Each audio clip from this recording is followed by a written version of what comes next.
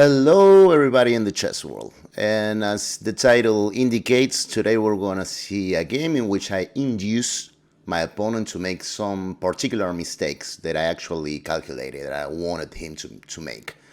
So, well, initially we have this position in which I was white, and it was my opponent's turn. So my opponent was some 100 elo points more than myself, so kind of a tough game. As usual, no names, as my opponent might not want to be mentioned, so... But he played long castles here, well, the most logical move. And already I'm gonna ask you all to pause the video and think. So this is the first moment, and I'd particularly recommend you to take a few minutes to really create the plan or come up with even some sequence of moves. Okay, so here, and we're gonna go back to something that I mentioned before, this thing about sometimes not playing the best move, but the most practical one. And this will be a good example, because here I play a4. And, well, probably a lot of you thought about the move queen e2, which is probably the best move and the computer move. It's a logical move. We're getting away from the line of this bishop. This bishop's diagonal, well, so that's pretty logical.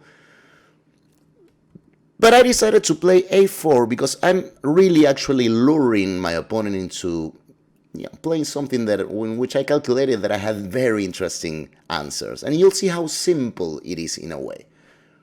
Because let's say that we play queen e2. Well, first of all, Black can play f5 anyway. You know that we're still on g2, so we cannot take this pawn on f5 because of that.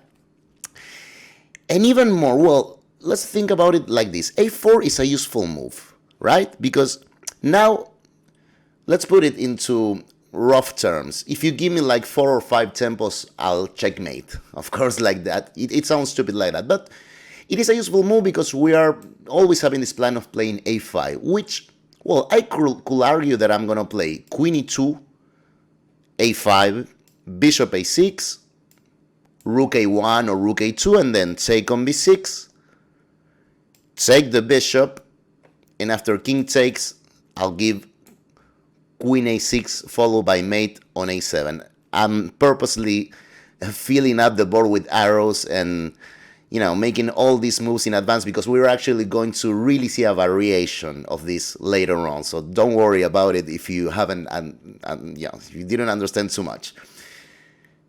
So when I play a4, my opponent play f5, which is the most logical move. Again, my queen is pinned to the bishop on b7, so quite logical.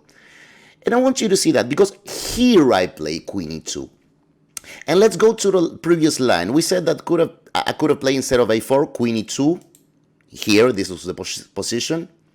f5, and now it's my turn. So when I play actually a4, I am in a way losing a tempo regarding the situation on the center. Why? Because I've seen that, again, I could lure him into some lines. He played f5, and now I play queen e2. Of course, I was luring him to take on e4 right now, which he couldn't resist. I'm not saying f takes e4 is a bad move, although it might be. But f takes e4, and, well, the first thing that I had calculated was, well, he will see that if I play knight takes e4 now, which might seem like a reasonable move, well, he can play f5, which will force my knight to retreat to g3, as, he still has this pressure on the g-pawn. And here, well, he at least has f4, forcing me, again, the knight has to go back to block the attack on the g-pawn, and then, well, rook g7 with the idea of doubling up rooks, things start to look actually quite good for Black. But of course, in this position, what I had calculated was not to recapture, but to play now bishop a6. And again, always luring my opponent into playing something particular that I had particularly calculated. Because again, which will be the irresistible move for Black now? Well, f5. I mean, if white is giving us a pawn, why not? So he did. He played f5. However, well, for example, a good detail is I've talked about before, mention a line in which I will recapture the e pawn with the knight. But let's say that here, instead of f5 supporting the pawn, my opponent decides to play queen g5. Well, it's threatening mate on g2. Well, then we exchange first the bishops, and this is what I want you to see in this line. We always have this tension between the bishop on a6 and the bishop on b7. We are the ones decided when we're gonna take it, if we're gonna take it. But because if he takes it, he'll only bring our queen to the attack, right? In a way, that's never good. So bishop takes, and now, yeah, of course, now we don't take it with the knight. We take it with the queen, we give a check, we protect the mate on g2.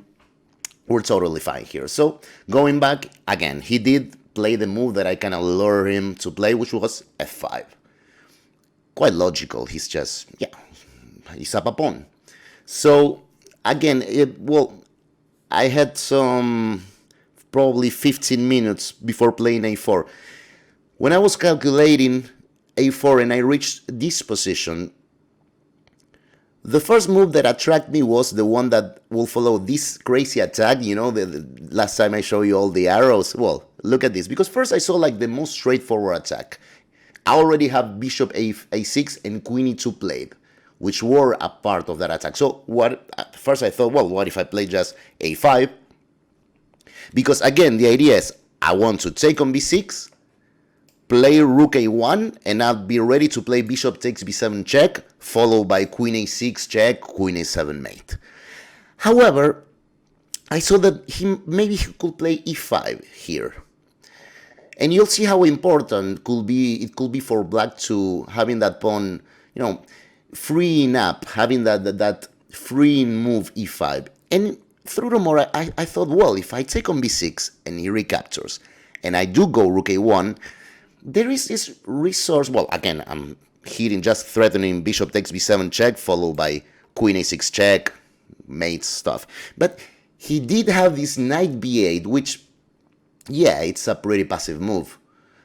But he has freed himself from that backward e6 pawn in this line. And I was actually not quite seeing a way to maybe having a winning attack. That knight on b8 protecting this a6 square, well, he's doing a pretty good defensive job.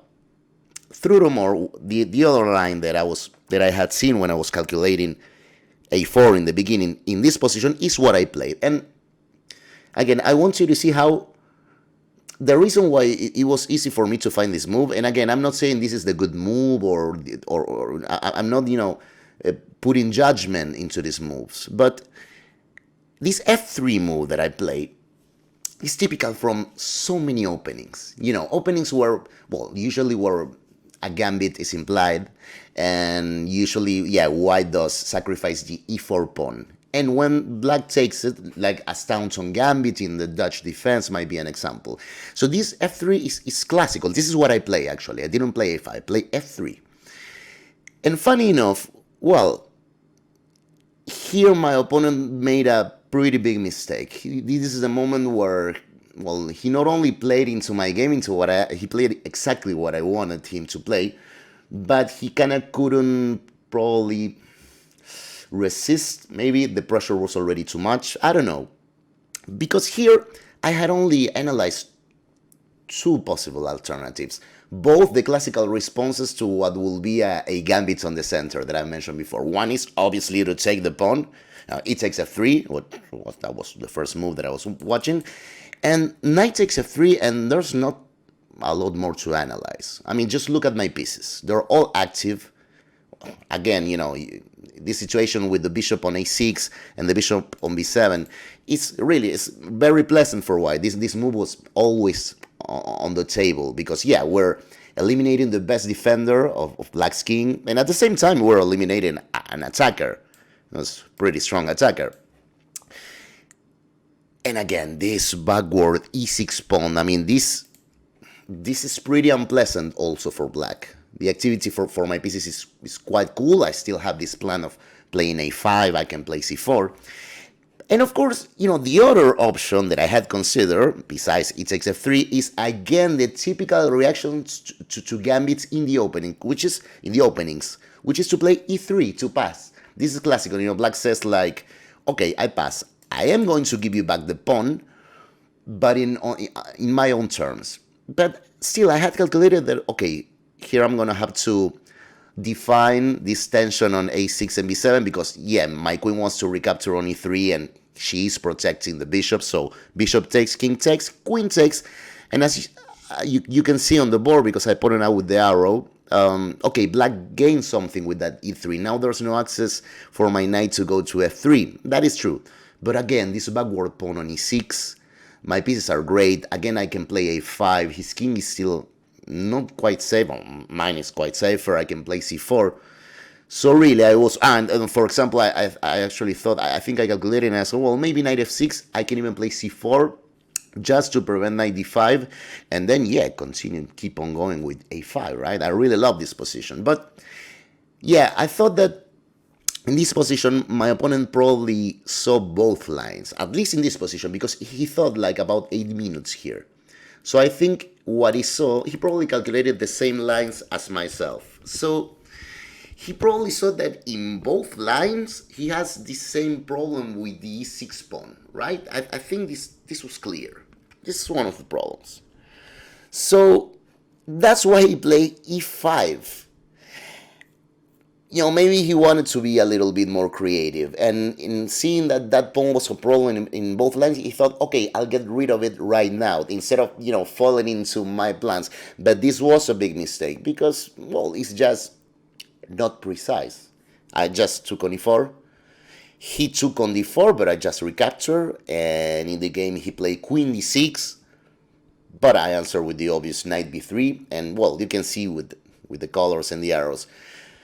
This position is one of a clear advantage for white. Again, the bishop on b7 is going to be traded when I want it. So that means that the bishop is weak, the king is weak. This f5 pawn is now weak. And well, yeah, if he takes on e4, I can always take on b7 with check and then take on e4 with check. So yeah, it's really nothing good for black. But I think, okay, I'm going to stop the analysis here because, well, here I got a clear advantage. I ended up winning the game some 20 moves later.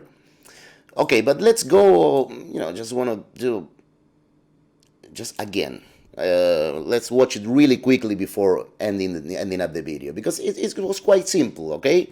Well, a4 instead of this logical queen e2 move. And you can see f5 was an attractive move for black. I was luring him to play that. And when I went away, well, taking it was attractive. And, well, after bishop a6, of course f5 was attractive. We're up a pawn. And yeah, of course, he made a mistake after this f3. But again, it was not easy. He actually tried to be creative with this e5, so it's not bad. And again, you can see how, again, I think computers rather queen e2 here instead of a4. And queen e2 is a good move. I mean, it's a good option. But it was so dry in comparison, psychologically, in comparison with the line I play, right? I mean, to me, it was like so much better, really, to play this a4. So thanks a lot for watching, and I'll see you next time.